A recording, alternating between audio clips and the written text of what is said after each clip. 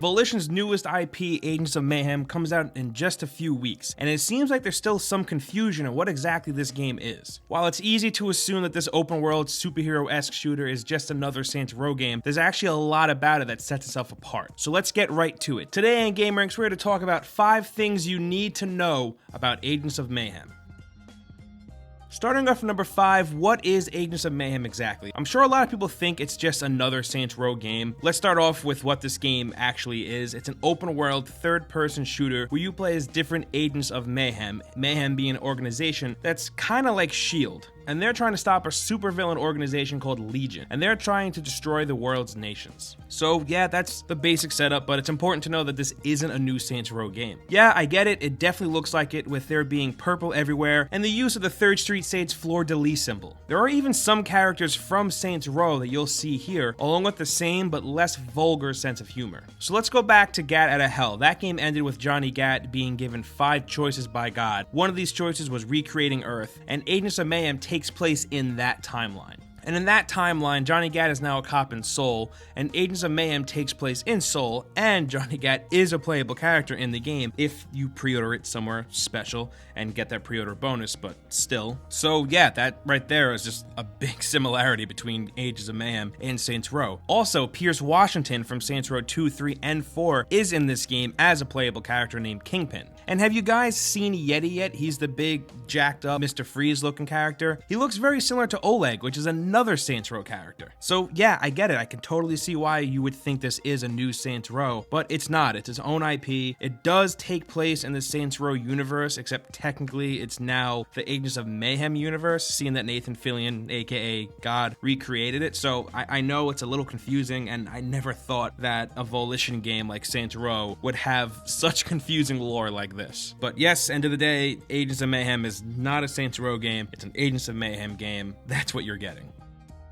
Moving on to number 4, I'm sure you guys already know that there are a ton of different characters that you get to play as in this game, and with that, you would also think that you get some really fun co-op along with it, right? Well, unfortunately, Volition has decided to not take the multiplayer or co-op approach with this game. Volition didn't want players to feel like they were missing out on the whole experience if they weren't playing with a friend, which I can respect. There's nothing wrong with a single player only experience. I usually tend to like that way more than a multiplayer game. The game is set up with different main and side missions and even layers that are pretty similar to Strikes. Everything about it was definitely built for it to be a single player experience, even with how the game plays. While there are agents that play drastically different than one another, they aren't different like how they are in Overwatch or in Diablo, where you need to make sure you have a healer and a tank and an offensive character. That doesn't really matter here. These characters are built to work together on a single player perspective, but I do get where someone would think that there is some sort of co-op. I mean, I like the idea of swapping back and forth between different agents and single player, but a lot of this game really does just scream co-op to me. In the past, the Saints Row games always had co-op, so I thought that maybe multiplayer is something that would have carried over here. Although, technically, like I just said before, Saints Row and Agents of Mayhem are 2 different things, and I guess that is one thing that sets it apart. But even with that, I was pretty surprised to learn that there wasn't any multiplayer included. And while it is a bummer, I'm sure it won't take away from how much fun you're gonna have in this game. Even playing alone looks pretty chaotic.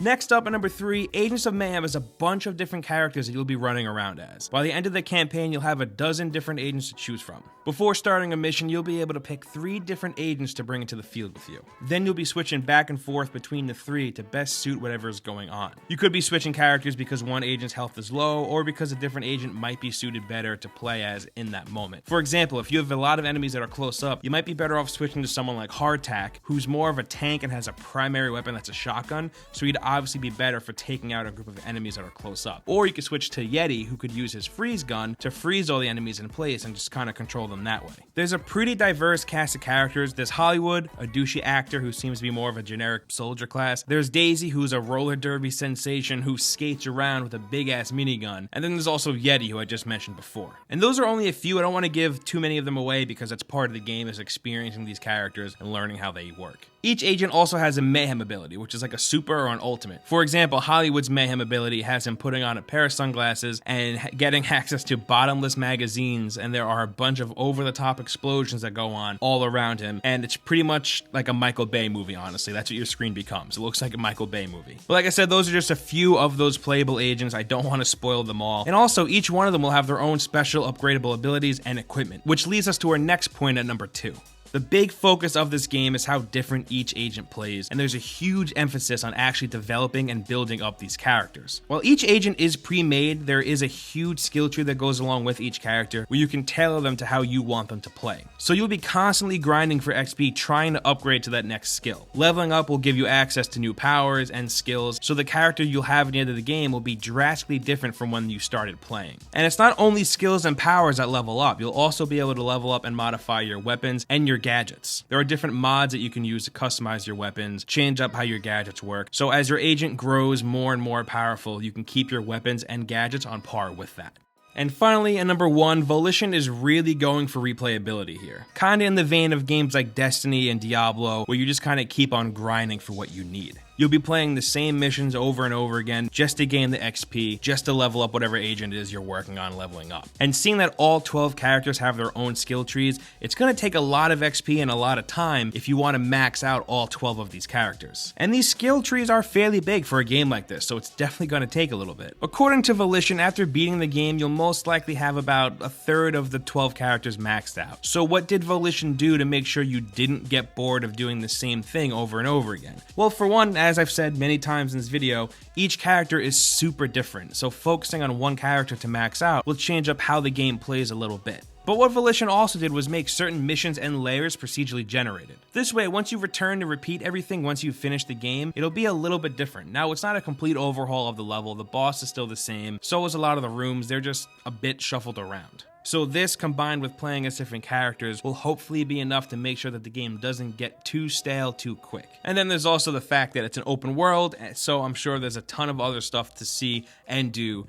just in the open world alone. And those are 5 things you need to know about Agents of Mayhem, but we want to hear from you guys. Meet us down in the comments and let us know what you think. Are any of you excited to get your hands on this game? And are any of you kind of bummed that there isn't any multiplayer or co-op included? And as I'm sure you guys already know, hitting the like button really helps us out. Also, we put up videos like this every single day, and the best way to get them is with a subscription to the channel. Thanks for watching. We'll see you next time right here on gameranx.